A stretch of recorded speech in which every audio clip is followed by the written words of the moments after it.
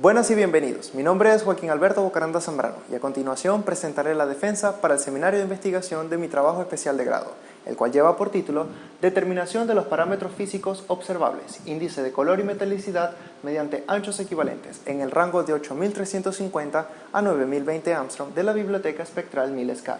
Cuento con la tutoría de la profesora Janet Stock y de la cotutoría de la profesora Neida Áñez. Comprender el origen, la estructura y el proceso evolutivo estelar es de gran importancia en el estudio de la estructura de los sistemas estelares a gran escala. Esto debido a que los objetos se encuentran dentro de un amplio rango de masas, lo cual determina los procesos físicos, la dinámica y la composición química de los mismos.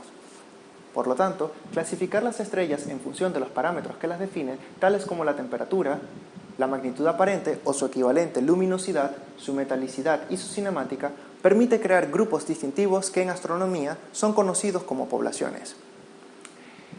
Este método de identificación propuesto es confiable, ya que involucra parámetros los cuales se relacionan directamente con las propiedades intrínsecas de las estrellas, dando paso a un estudio más profundo, además de un mejor entendimiento sobre la física de las estrellas. Para el propósito de esta investigación se hará uso de una nueva biblioteca que cuenta con 706 estrellas en el rango de 8350 a 9020 Armstrong, con 1.5 Armstrong de resolución. Además, esta cuenta con un amplio rango de parámetros actualizados, incluidos el índice de color y la metalicidad. De esto surge la siguiente interrogante.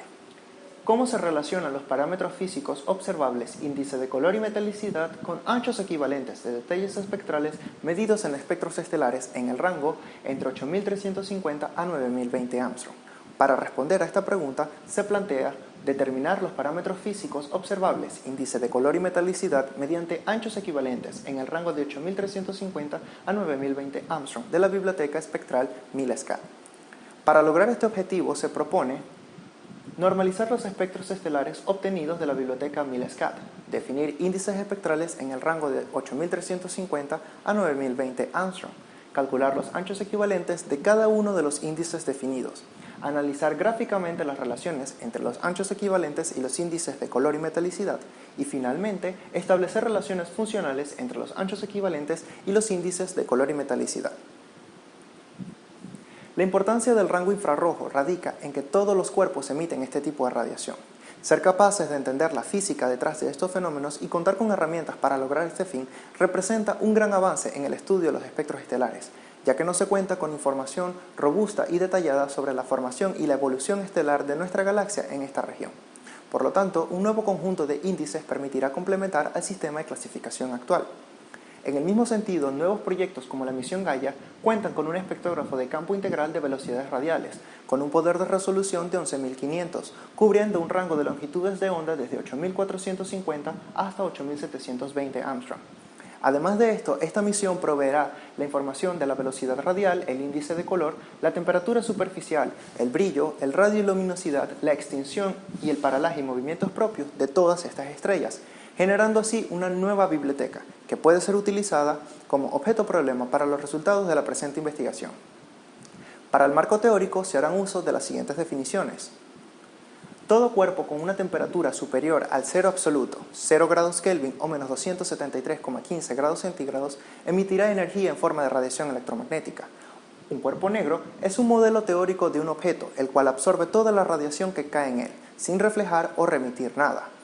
La distribución espectral de la energía radiada por un cuerpo negro dependerá únicamente de su temperatura.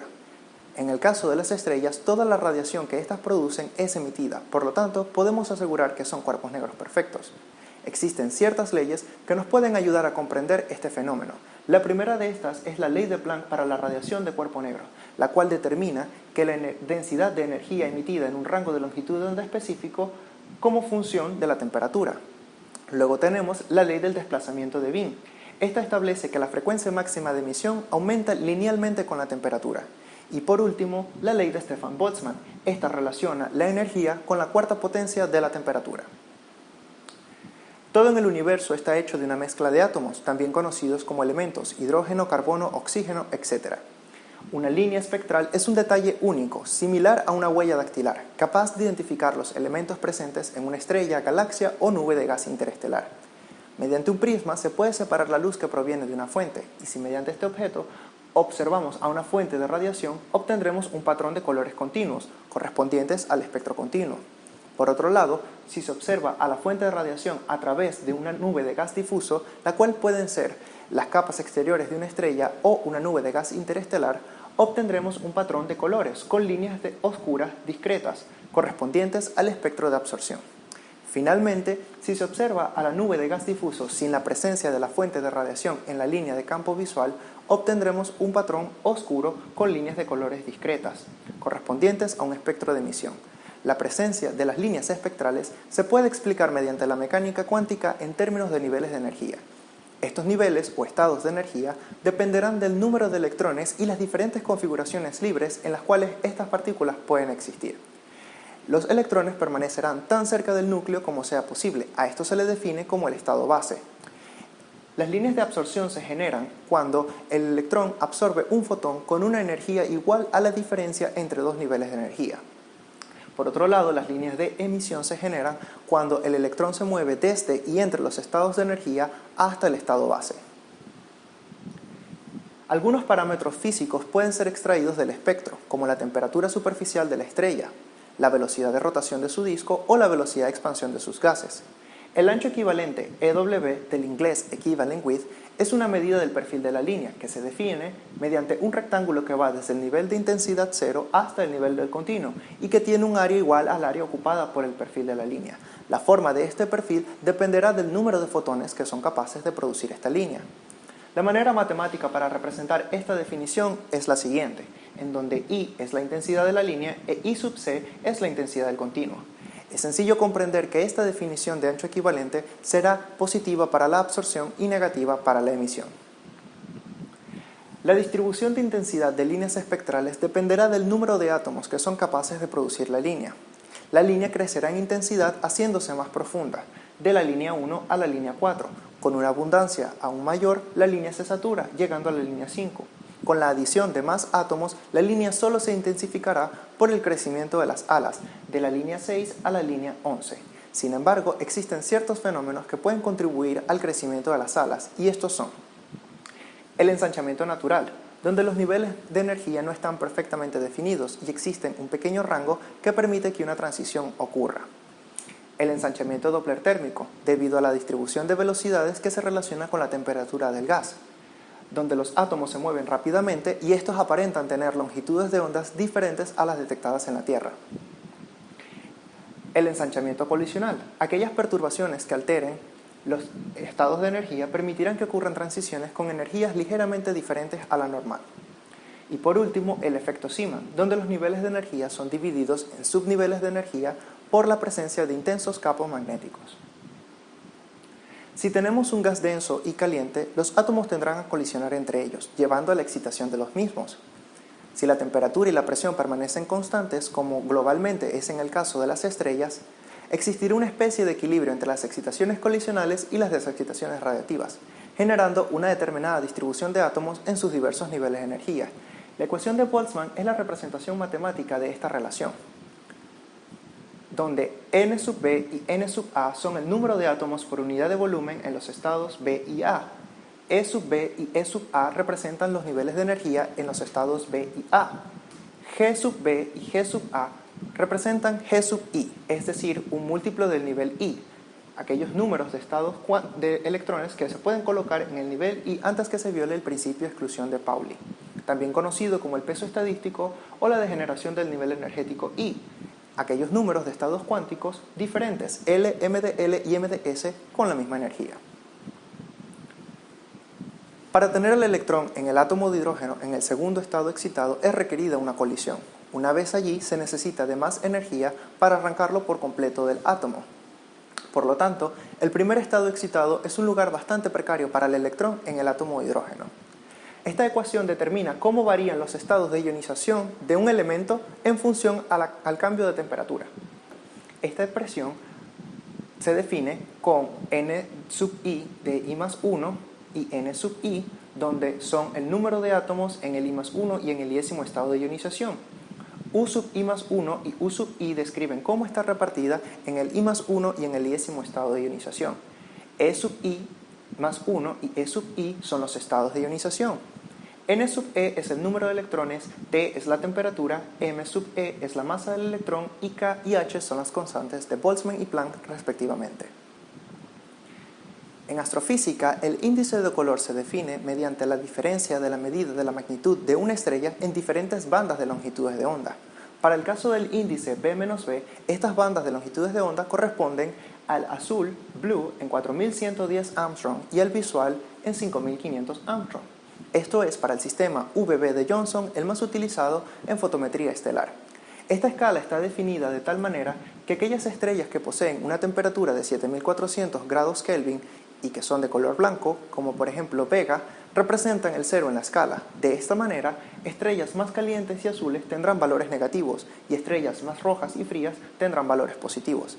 El índice de color nos sirve para clasificar las estrellas en función de rangos de temperatura.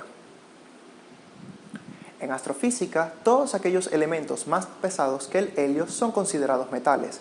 De esta manera se utilizan las nomenclaturas X y Y para las abundancias de hidrógeno y helio respectivamente, y Z, la metalicidad, para el resto de los elementos. En el caso de nuestra estrella, el Sol, la metalicidad es de 0,02, es decir, el 2% de la masa total del Sol no es hidrógeno o helio.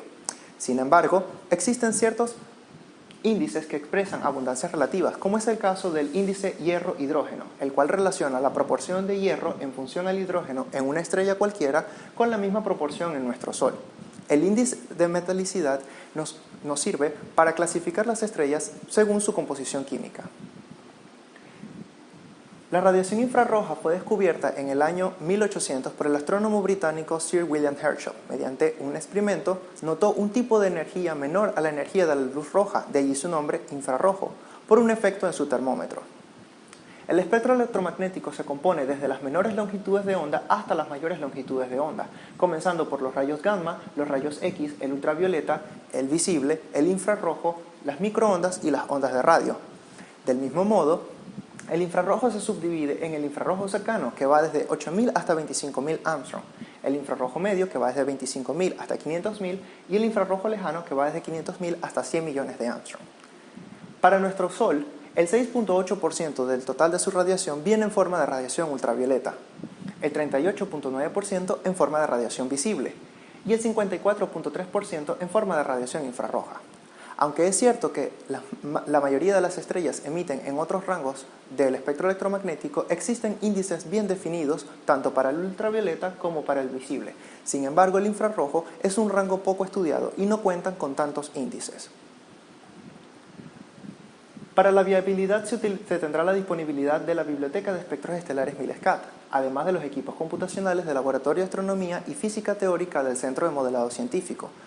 También se cuenta con la tutoría de la profesora Janet Stock y de la profesora Neida Áñez, profesionales en el campo de la astrofísica. Para el cronograma tenemos que en un periodo de 6 meses se realizaron 7 actividades.